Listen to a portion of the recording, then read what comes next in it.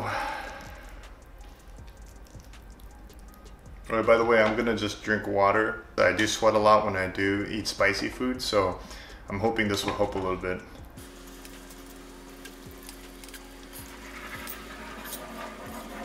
I just want to share with you guys, like, I still have somewhat of a hard time trying to talk into the camera. It's definitely not something I'm used to. So once in a while I'll look over at the flip out screen. So just letting you guys know that ahead of time. Something I'm trying to fix. I'm gonna try to hold off on drinking water as much as I can. It is spicy. Alright, so let's jump into a question.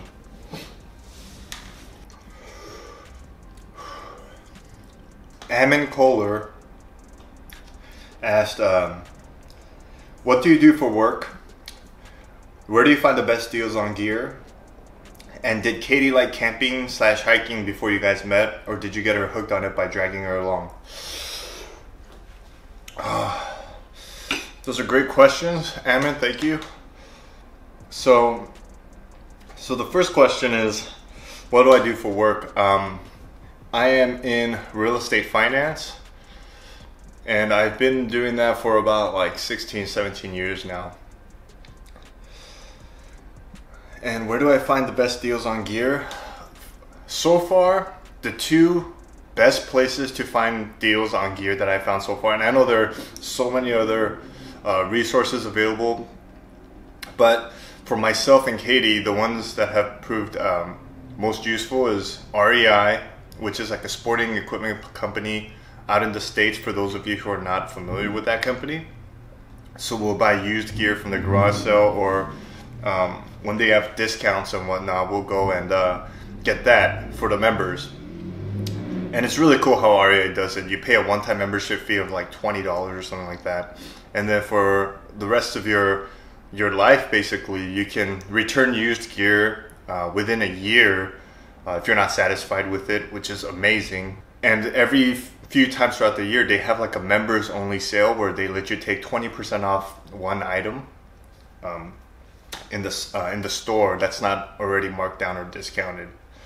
And the second resource we like to use is also Amazon, and Amazon is also great for finding gear on sale and things like that, because Amazon's return policy is actually really solid. Like, you can try it, and it's not a year like REI, but within the 30 days you try it. If you don't like it, you can return it as well. And then the last part of his question is, did Katie like camping / hiking before you guys met, or did you get her hooked on it by dragging her along? So I know she had an interest in outdoors, but she never really made it out as often as she'd like to, is what I'm assuming. We actually met through Instagram, and she sent me questions and stuff in regards to that, and we answered, and we exchanged back and forth. And then one of our first dates was actually going on a hike together, and from there on, we started doing. She followed for backpacking and all that stuff. There's actually pretty cool stories and funny stories about her almost like risking her life and almost dying a few times on our hikes in the beginning, mind you. So I'll probably get into those things a little later down the line on other videos. But yeah, now, I guess dragging her along is one way to put it. Another way was she really wanted to come with. And yeah, she's hooked. We're both hooked. We like to go outdoors as frequently as possible. And we'll probably go in a month, like every weekend or every other weekend if we can.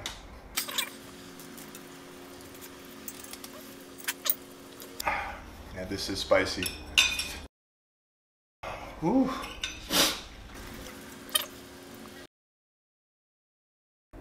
Alright, I need water, guys. Wow, that's just too spicy.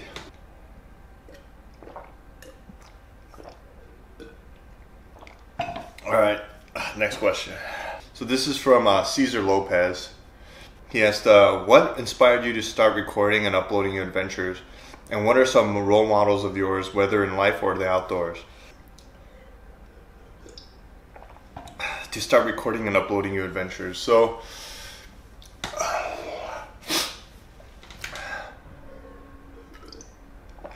That's a good question, Caesar. So my very first backpacking trip was back in, I believe, 2011. We went to the top of Mount Baldy. Ooh, that's spicy. So I didn't know anything about backpacking back then. So my friends Kevin, Steve, and Johnny, they invited me to come to hike to the top of Mount Baldy, which is about 14,000 feet in elevation. And what we did over there was, for my first time, since I didn't have any gear, we went to REI and I rented the backpack, I rented the sleeping bag and the sleeping pad, and got some food. And we hiked to the top of this mountain. And of course, since it's my first time, I thought it was just the worst thing ever in the beginning. But as we were going up, you know, you see the scenery and the views, and I start to understand why people liked it so much. And then by the time I got to the top, it started to become evening and it got dark. We didn't use tents for this backpacking trip. Instead, we just laid out our sleeping pad, our sleeping bag, and we just slept at the peak. And of course, because it was windy up there, there were areas where the rocks were stacked to deflect the wind. And we did that. And the next morning we woke up, we ate just like little granola bars and things like that, I believe. But the night before we had like soup and stuff and like ramen, which is great. And yeah, and that for that trip, I wanted to record some of it, so I recorded it on my camera phone at the time, and it didn't have much space, so I recorded whatever like significant parts that I could, just to maintain memories of it. And you know, after that, I haven't gone backpacking for a few years, and then I did look back on those pictures and all those videos that I took, and I realized how cool it is to be able to look back and see those adventures that you've been on and the struggles you've been through for what was like one of the most amazing things ever. So, and then after that, I said, okay, I'm going to go back out and backpack again and go camping, but I didn't necessarily video record those or take pictures until just a few years ago when I decided, hey, you know what? I've learned some things, and there are things that I can share. So one of my first few videos were on like a little GoPro, and then I did like a gear video, which kind of gained, you know, a good amount of views. And I figured, you know what, let's just keep going, and whatever I can do to help, to contribute and share knowledge. And as I learn along the way, because you'll notice on my old videos, there are a lot of things that I improved upon over time, because you know, like all of us, we learn in the beginning, and I'm still learning now. So yeah, that's what inspired me and watching other people document and chronicle their gears and their adventures, I felt like, you know what, I can contribute to that. I can share experiences and have people enjoy and be there with me. And that's for multiple reasons, because sometimes people can't go to where you go for a variety of reasons, depending on their physical abilities or just where they're located, and they're not close to those things. So it's a good way to just kind of network and share. Just like as much as I like seeing other people share their experiences. For example, like Hike with Mike, he's in Florida and he goes barefoot hiking in the swamp, and there's nowhere in the Pacific Northwest you can really do that, to my knowledge. So it's great to see those things and share that experience. So I wanted to contribute and give back. And some of my role models, there's a lot. But when I actually started watching some videos from actually kind of smaller YouTubers, I guess. But it was just great to see their videos too, because it was so real. Like Alex Wright. And I'll put links to their channels down below, because they got some, you know, great videos, and I always, you know, and I can see evolution and changes in their hobbies throughout time, but it's still related to the outdoors, you know. So Alex Wright, he did like a Eagle Creek backpacking trip, which is near us in Oregon. And, you know, after watching that, I was like, I was so hyped to do that hike. And that was a great hike after that. and then Andy Timinsky, who is currently doing the PCT right now, and of course we have, you know, your usual like bushcraft channels like Scrambled-O. I like that guy. His channel's freaking amazing. It's funny, and like his quality, like his video quality was awesome, and he hasn't been posting lately, but I hope to see him post some more. And of course Joe Robinet. Everyone knows Joe Robinet, and I like his style too because his quality was great, but at the same time he has like a vast wealth of knowledge, and his is not the traditional type of backpacking and camping. He's more the bushcraft. So you know, it's great to see that side of the whole backpacking outdoor experience or camping. But those are the main guys from the top of my head. I gotta eat some more of this.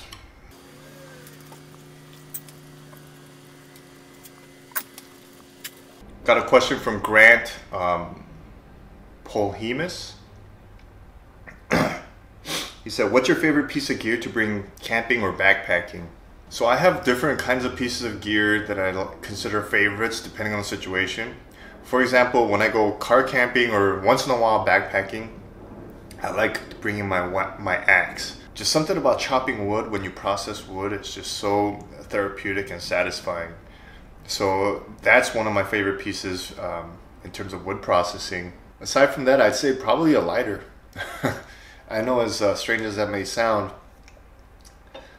I think it has a lot to do with just making fire that I consider like favorite pieces of equipment or gear, because I can switch out different parts of gear depending on the type of trip I do. But you know, more often than not, 9 times out of 10, I find myself reaching for the lighter. If I'm not feeling like bushcrafty and trying to make like, you know, light feather sticks with ferro rod and a striker. Yeah, I'm just reaching for, you know, wood processing tools, like I said, with the axe and my knife, SC6, and the lighter.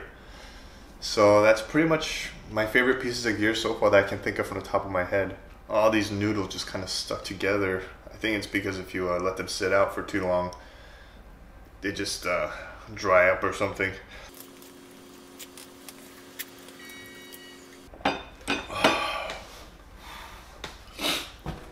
Way too hot. Next question is from Mark Scott. Do you have 5 key items you always take with you, and what are those items that you cannot live without? Oh yeah, 5 pieces of items that I always take backpacking or camping that I always bring is my Benchmade Griptilian knife, it's a fold-out knife, a lighter, of course, my cell phone, of course, and the cell phone is used for, I use it for 3 different uses. One is if I do get reception or text, I can look up weather or whatever, anything like that, if there's reception. Second, I download offline Google Maps onto the phone, and sometimes I use that to navigate throughout the backcountry. And third, I use it also sometimes to take pictures, and before I actually also use it to film video. And then my 4th one is a first aid kit. If God forbid you ever run into a situation where you do need it or you're injured, it's good to have than not have. And the last thing you want is to be injured out in the backcountry when you're, you know, 5 to 10 miles out somewhere on the trail. And last but not least, I always bring cordage with me. I always bring a 550 paracord, and I bring about like, I'd say about 50 feet of it, just in case, because there's so many different uses for it. So that I'll carry that with me in my backpack.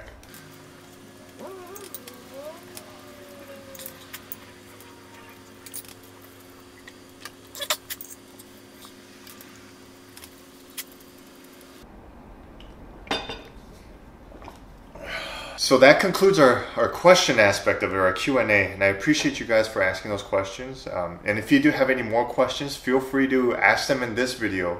And on a future video, I will look back on the comments in this specific video, and then I'll try to answer them on a future vid down the line.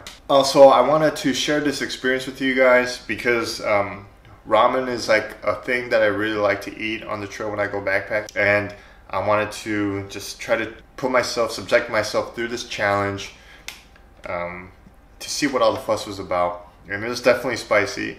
I can feel it kind of expanding in my stomach, so I think I'm gonna gradually still eat it, but right now I'm gonna focus on other things because this video is kind of running kind of long. What I did want to do is, in order to also share this experience with you guys, I do have two packets left of this spicy noodle, and I wanted to give these 2 packets to one of my subscribers so that they can try it at home, or if they want to take it on a backpacking or camping trip and try it, if you like spicy food, or if you don't but want to challenge yourself to. I wanted to give this to one of y'all. So if you're a subscriber, just comment down below, just say I'm in, or just let me know in your comment that you're down to be entered into winning these 2 packets, and I'll just send it right over to you.